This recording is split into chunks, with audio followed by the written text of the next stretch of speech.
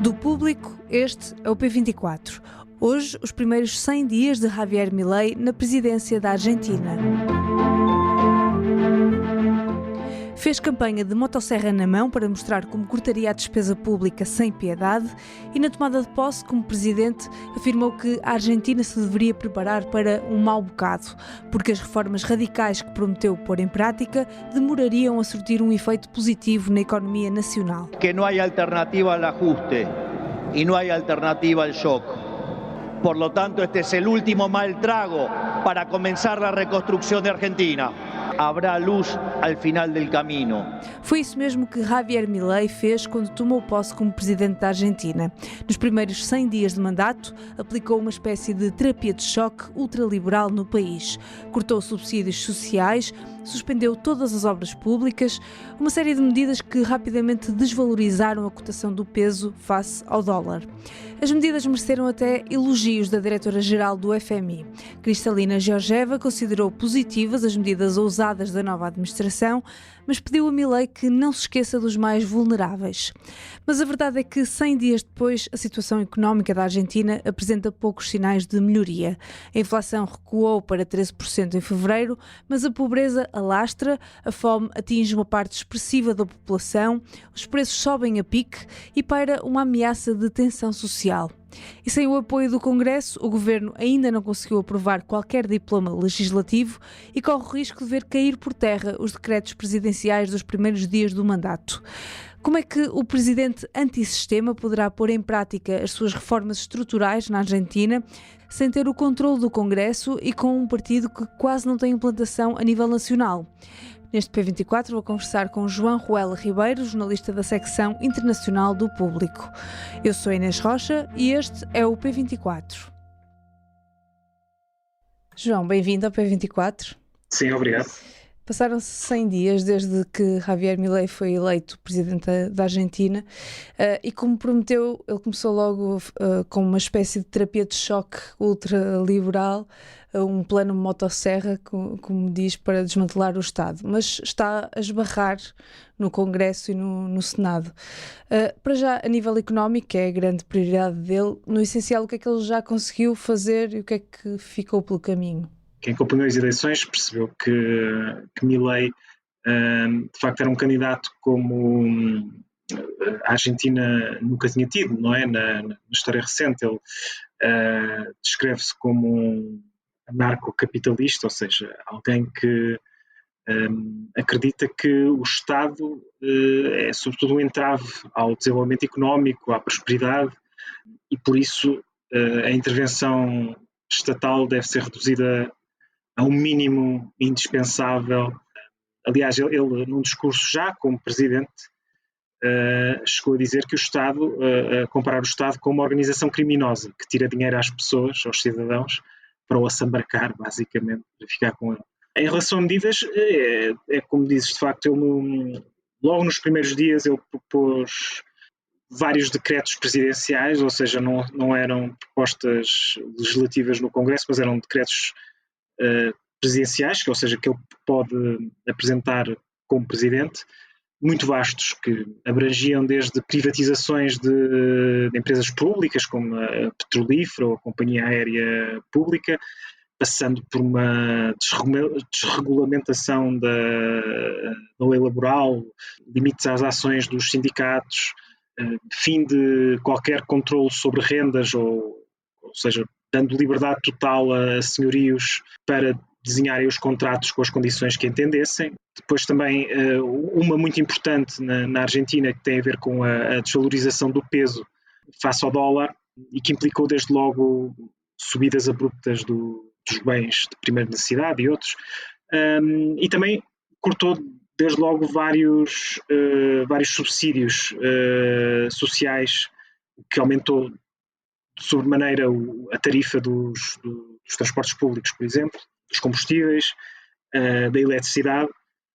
Enfim, foi de facto uma terapia de choque que ele disse que era necessária para arrumar a casa, digamos, e a casa estava bastante desarrumada. A Argentina vive num ciclo quase interminável de crises financeiras sucessivas há 20 anos, mais ou menos, com uma inflação galopante. Portanto, é tudo isto é isto que ele se propôs logo nos primeiros dias, e a par disso também há outro tipo de reformas que têm a ver mais com o sistema político,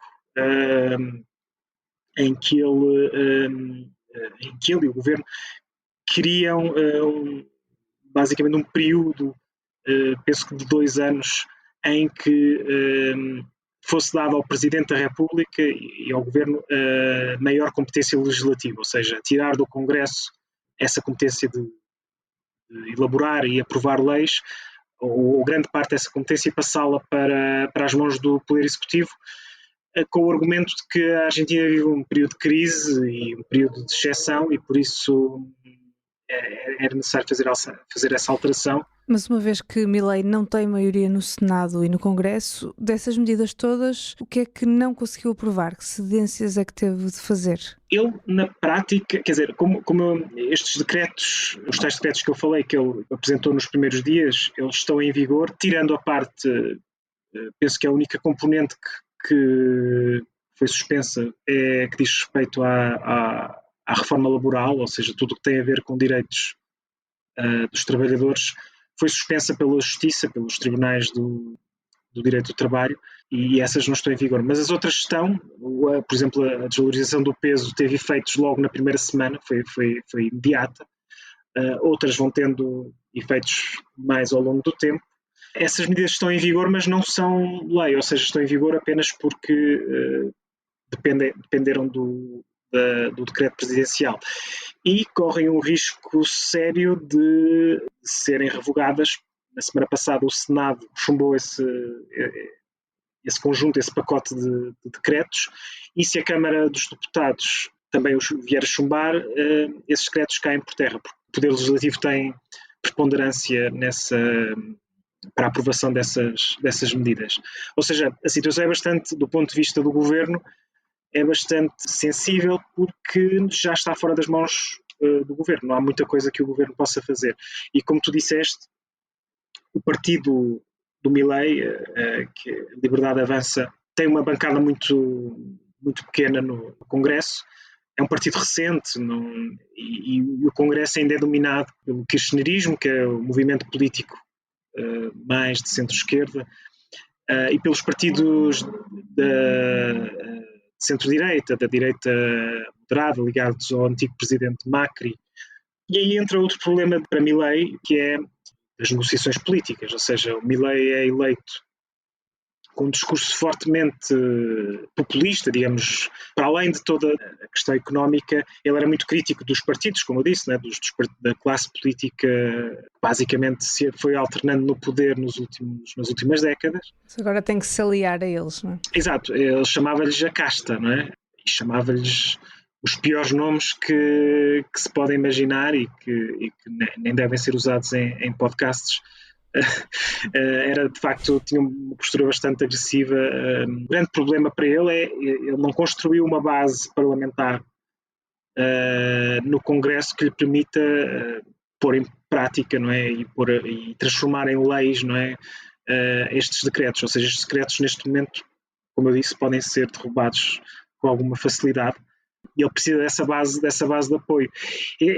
O governo está a tentar procurar formas de o fazer, embora havia uma certa expectativa de que ele moderasse pelo menos o discurso, tentasse procurar fazer cedências, moderasse um bocado o programa político para tentar pelo menos que essa direita tradicional viesse para o seu lado. Mas isso não está a acontecer. Ele tem tido derrotas no Congresso. Ele está a tentar encontrar alternativas. Por exemplo, ele está a tentar negociar com os governadores dos estados, ou seja, os governos estaduais na Argentina são muito dependentes de transferências de financiamento do governo central para os governos locais. E ele está a tentar um bocado procurar esse apoio, e sabe-se que esses governadores têm um peso importante dentro de cada respectivo partido e podem funcionar para influenciar os seus respectivos partidos a aumentar o apoio ao governo. Mas depois também há a mesma dificuldade de implementar certas medidas, porque são medidas tão radicais e agressivas até do ponto de vista social e até económico, que é difícil que um político, digamos, destes partidos tradicionais consiga estar ao lado, porque são de facto políticas que rompem muito. É mais parecido que possa haver em termos históricos é o Chile, na altura de Pinochet, que também foi um laboratório do neoliberalismo, mas com uma diferença importante. A Argentina é uma democracia, o Chile era uma ditadura, portanto não havia esta dificuldade de negociação e tribunais que, por exemplo, se põem no caminho destas medidas mais radicais, ou seja, no fundo o Milei está a tentar levar a cabo esta terapia de choque à semelhança do que fez Pinochet, mas no quadro democrático. Veremos como é que isso será possível. Em termos de consequências práticas dessas medidas, a inflação está agora a desacelerar, mas por outro lado a pobreza está a aumentar. O FMI elogiou as medidas de Milei, mas pediu atenção aos mais vulneráveis. Que impacto é que estas medidas estão a ter no país? Pois essa é que é a questão. O Milei está a conseguir os primeiros sinais de uma recuperação macroeconómica, ou seja, alguns indicadores estão como a inflação, por exemplo, estão a reverter o curso, ou seja, estão a deixar de aumentar, mas isso à custa, lá está, de tudo aquilo que eu disse, de subidas de fim de subsídios sociais, de subida do preço dos transportes públicos, da energia, da eletricidade, e isso, claro, traduz-se no aumento da pobreza. Estamos a falar de um país em que já 40%, antes das eleições, 40% da população estava abaixo do patamar de pobreza, ou seja, é um número considerável, e as reformas que o Milei ambiciona implementar e tem implementado através dos decretos tem uma grande insensibilidade social, se quisermos pôr nesse sentido, porque de facto o que ele defende e o que ele acha que é possível conseguir é, depois de alguns meses de um choque grande, não é, em que é preciso, eu diria austeridade, mas eu acho que vai mais além da austeridade como nós a conhecemos, se calhar, na Europa. Porque falamos mesmo em questões de fome, ou seja, há um problema grave com as cantinas públicas. As cantinas públicas são muito importantes na Argentina porque são locais, sobretudo em Buenos Aires, onde os mais pobres podem conseguir uma refeição de graça ou a um preço muito reduzido, e essas cantinas estão neste momento com graves problemas, não só pela subida do preço dos alimentos, mas também porque o Estado deixou de investir ou seja, tinha um apoio estatal que deixou de praticamente existir. Por isso, é óbvio que se calhar ele pode conseguir alguns progressos desse ponto de vista macroeconómico, mas mesmo esses são discutíveis. O FMI de facto tem elogiado, não é? Porque de facto ao FMI interessa sobretudo as metas, não é? Os números relacionados com a estabilidade económica e sobretudo com a inflação, mas o próprio FMI alertou para os problemas sociais que podem advir dessas medidas. E claro, há um ambiente de tensão social que já era esperado, porque há uma forte tradição na Argentina de movimentos sociais, não só sindicais, mas também cívicos, em várias áreas, que já se esperava que constituíssem vissem em Milei um adversário, e isso tem acontecido. Já houve uma greve geral, há várias greves setoriais quase todas as semanas, há manifestações. Isso poderá causar um problema em termos de paralisação da economia ou mesmo problemas sociais, se houver manifestações violentas, etc. Mas até agora, se calhar na leitura dele, quantas mais greves houver, significa que ele está a fazer um bom trabalho do ponto de vista de quem defende aquilo que ele defende. Portanto, o maior problema dele é mesmo político, tem a ver com a coordenação política com o Congresso, sobretudo. Resumindo, muitas mudanças nestes primeiros meses, mas estamos a chegar a um impasse político. Como é que este impasse se poderá resolver? É difícil saber. De facto, há efeitos da governação do Milei, mas não são... Lá está. não estão blindados na lei, portanto não são reformas estruturais como ele desejaria, e essas sim é que têm um impacto ao longo dos anos de transformação da economia. Isto para já são medidas que se o Congresso quiser pode acabar com elas em pouco tempo. A resolução é das duas uma: ou haverá diálogo e negociação, e provavelmente terá de passar por Milei ter que sentar à mesa com a casta, não é? Que é aquilo que ele não queria, que é sentar-se à mesa com os políticos tradicionais e negociar, e eventualmente neste processo com os governadores dos Estados, eventualmente até aumentar a despesa, ou seja, o que está em causa nestas negociações com os governos dos Estados é financiamento para obras públicas, que é algo que Milei queria evitar ao máximo, não é? E das duas uma, haverá essa negociação e Milei terá de se afastar um bocadinho daquela visão muito radical e que no fundo lhe valeu a eleição, não é?